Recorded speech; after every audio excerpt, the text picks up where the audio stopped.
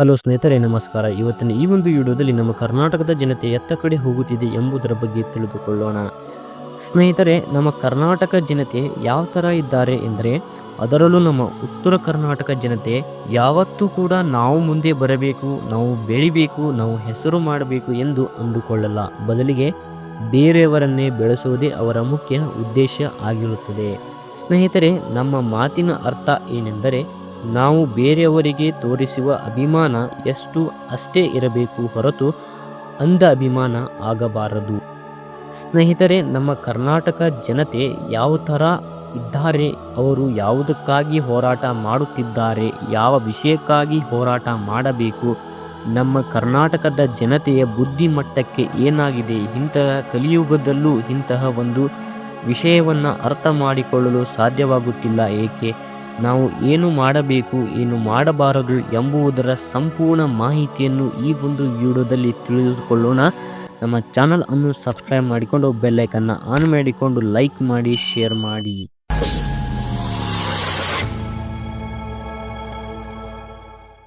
Big Boss reality show ಗೆದ್ದಂತಹ ಗಿಲ್ಲಿ ನಟ ಅವರಿಗೆ ತೋರಿಸಿದ ಪ್ರೀತಿ, ಕಾಳಜಿ, ಹೋರಾಟ, ಬೀದಿಯಲ್ಲಿ ಬ್ಯಾನರ್, ಮನೆಯ ಕುಂಕುಮ ಅರ್ಚನೆ, ಸಾವಿರಾರು ಜನರ ಭಾವನೆಗಳು, ಹಾಲಿನ ಅಭಿಷೇಕ. ಸ್ನೇಹಿತರೆ, ಒಂದು ಪ್ರಶ್ನೆ, ಹೋರಾಟವನ್ನು ನಾವು ನಮ್ಮ ಸಮಾಜದ ಸಮಸ್ಯೆಗಳಿಗಾಗಿ ಮಾಡಿದ್ದೀವಾ? ನಿಮ್ಮಲ್ಲಿ ನೀವೇ ಪ್ರಶ್ನೆ ಮಾಡಿಕೊಳ್ಳಿ. ಗಿಲ್ಲಿ ನಟ ಬಿಗ್ ಬಾಸ್ ಗೆದ್ದು ಹೊರಬಂದರು. ಅವರಿಗೆ 50 ಲಕ್ಷ ರೂಪಾಯಿ ನಗದು ಬಹುಮಾನ ಸಿಕ್ಕಿತು, ಒಂದು ಕಾರು ಸಿಕ್ಕಿತು. ಕಿಚ್ಚ ಸುದೀಪ್ ಅವರಿಂದ 10 ಲಕ್ಷ ಸಿಕ್ಕಿತು.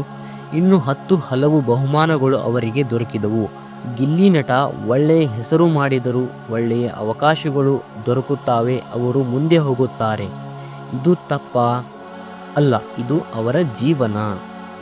ಆದರೆ ಪ್ರಶ್ನೆ ಇಲ್ಲಿ ಇದೆ ಸ್ನೇಹಿತರೆ, ಅವರಿಗೆ ಸಪೋರ್ಟ್ ಮಾಡಿದ ಸಾಮಾನ್ಯ ಜನತೆ ಈಗ ಏನು ಮಾಡ್ತಾ ಇದ್ದಾರೆ? ಅವರ ಜೀವನ ಬದಲಾಯಿತಾ ಅಥವಾ ನಿರುದ್ಯೋಗ ಹೋಯಿತಾ? ಬಡತನ ಕಡಿಮೆ ಆಯಿತಾ? ನಿಮಗೆ ಯಾರಾದರೂ ದುಡ್ಡು ಕೊಟ್ರ? ಇಲ್ಲ ನೀವು ಫೇಮಸ್ ಆದ್ರ? ಏನೂ ಇಲ್ಲ. ಸ್ನೇಹಿತರೆ, ನಮ್ಮ ಕರ್ನಾಟಕದಲ್ಲಿ ಇಂದೂ ಕೂಡ ಭ್ರಷ್ಟಾಚಾರ ನಡೆಯುತ್ತಲೇ ಇದೆ. ಅತ್ಯಾಚಾರ ಪ್ರಕರಣಗಳು ನಿಲ್ಲುತ್ತಿಲ್ಲ. ಕೊಲೆ ಸುಲಿಗೆ ದಿನನಿತ್ಯ ಹೆಚ್ಚಾಗುತ್ತಲೇ ಇದೆ. ಎಷ್ಟೋ ಸರ್ಕಾರಿ ಶಾಲೆಗಳು ಮುಚ್ಚಲ್ಪಟ್ಟಿವೆ. ಬಡ ಮಕ್ಕಳ ಭವಿಷ್ಯ ಅಂಧಕಾರದಲ್ಲಿ ಇದೆ. ಎಷ್ಟೋ ನಿರುದ್ಯೋಗಗಳ ಸಮಸ್ಯೆಗಳು ಕಾಡುತ್ತಿವೆ. ಎಷ್ಟೋ ರಸ್ತೆಗಳಲ್ಲಿ ಗುಂಡಿ ಬಿದ್ದಿವೆ. ಯಾವತ್ತಾದರೂ ಈ ವಿಷಯಗಳ ಬಗ್ಗೆ ನಾವು ಬೀದಿಗೆ ಬಂದಿದ್ದೀವಾ? ಬ್ಯಾನರ್ ಕಟ್ಟಿದ್ದೀವಾ? ಒಂದು ದಿನವಾದರೂ ಧ್ವನಿ ಎತ್ತಿದ್ದೀವಾ? ನಿಮ್ಮಲ್ಲಿ ನೀವೇ ಪ್ರಶ್ನೆ ಮಾಡಿಕೊಳ್ಳಿ. ಹೋರಾಟ ಏನಾದರೂ ಮಾಡಿದ್ದೀವಾ? ಯಾವುದನ್ನೂ ಕೂಡ ಮಾಡಿಲ್ಲ. ಬರೀ ಬಾಯಿ ಮಾತಲ್ಲಿ ನಮಗೆ ಕೆಲಸವಿಲ್ಲ, ಒಳ್ಳೆಯ ರಸ್ತೆವಿಲ್ಲ, ನಮ್ಮ ಸರ್ಕಾರ ಸರಿ ಇಲ್ಲ, ಇದನ್ನಷ್ಟು ಮಾತ್ರ ಚಾಚೂ ತಪ್ಪದೆ ಹೇಳುತ್ತೇವೆ.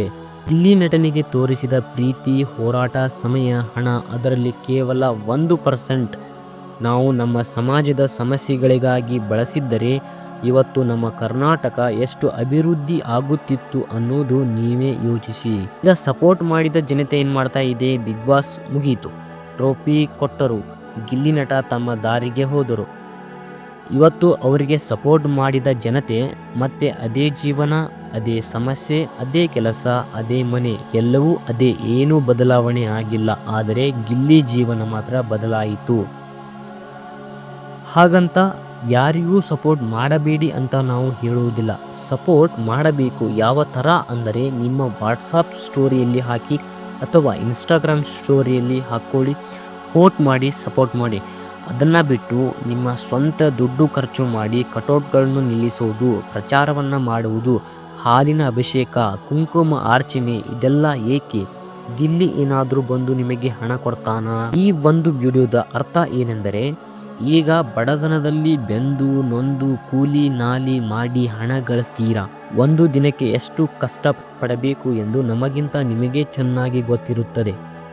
ಅದೇ ಹಣವನ್ನು ನಿಮಗಾಗಿ ಬಳಸಿಕೊಳ್ಳಿ. ಬೇರೆಯವರಿಗೋಸ್ಕರ ಯಾಕೆ ಬಳಸ್ತೀರಾ? ಯಾರು ಐಷಾರಾಮಿಗಳು ಅಥವಾ ಶ್ರೀಮಂತರು ಈ ತರಹದ ಕೆಲಸವನ್ನು ಮಾಡುವುದಿಲ್ಲ. ಎಲ್ಲ ಮಿಡ್ಲ್ ಕ್ಲಾಸ್ನವರೇ ಈ ಒಂದು ಕೆಲಸವನ್ನು ಮಾಡುವುದು. ಅದಕ್ಕಾಗಿ ಪದೇ ಹೇಳ್ತಾ ಇದ್ದೀವಿ, ನೀವು ದುಡಿದ ಹಣ ನಿಮ್ಮ ಜೀವನಕ್ಕಾಗಿ ಬಳಸಿಕೊಳ್ಳಿ. ಬೇರೆಯವರಿಗೆ ಮುಡಿಪಾಗಿಡುವ ಅವಶ್ಯಕತೆ ಇಲ್ಲ. ನಿಮ್ಮ ಅಭಿಮಾನ ನಿಮ್ಮ ಮನದಲ್ಲಿರಲಿ ಹೊರತು ಅದನ್ನು ಬೀದಿಯಲ್ಲಿ ತೋರಿಸಬೇಕೆಂತೆ ನಿಯಮವಿಲ್ಲ. ನೀವು ವೋಟ್ ಮಾಡಿದರೆ ಸಾಕು, ಅವರು ಗೆದ್ದೇ ಗೆಲ್ಲುತ್ತಾರೆ.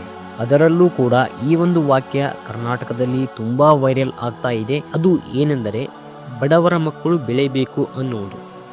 ಸ್ನೇಹಿತರೆ, ಇಲ್ಲಿ ಬಡವರ ಮಕ್ಕಳು ಬೆಳೆಯಬೇಕು ಅನ್ನುವುದಕ್ಕಿಂತ ಪ್ರತಿಭೆಗಳು ಬೆಳೆಯಬೇಕು ಅನ್ನುವುದೇ ಲೇಸು. ಅವನಲ್ಲಿ ಏನಾದರೂ ಒಂದು ಪ್ರತಿಭೆ ಇದ್ದರೆ ಅವನು ಗೆಲ್ಲಲು ಸಾಧ್ಯ. ಬಡವರ ಮಕ್ಕಳು ಬೆಳೆಯುವುದಾದರೆ ನಾಡಿನಲ್ಲಿ ಸಾಕಷ್ಟು ಬಡತನದ ಮಕ್ಕಳು ಇದ್ದಾರೆ, ಅವರೆಲ್ಲ ಬೆಳೆಯಲು ಸಾಧ್ಯವಿಲ್ಲ. ಹಾಗಾಗಿ ಯಾರಲ್ಲಿ ಪ್ರತಿಭೆ ಇದೆ ಅವರು ಗೆದ್ದೇ ಗೆಲ್ಲುತ್ತಾರೆ. ಅವರನ್ನು ನೀವು ಗೆಲ್ಲಿಸುವ ಅವಶ್ಯಕತೆಯೇ ಇರುವುದಿಲ್ಲ.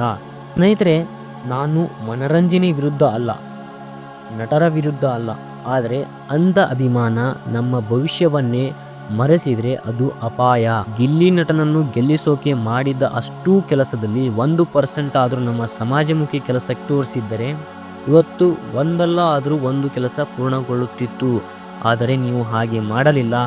ಇನ್ಮೇಲಾದರೂ ನಾವು ಯಾವುದಕ್ಕಾಗಿ ಹೋರಾಟ ಮಾಡಬೇಕು ಎಂಬುದನ್ನು ಅರಿತುಕೊಳ್ಳಿ.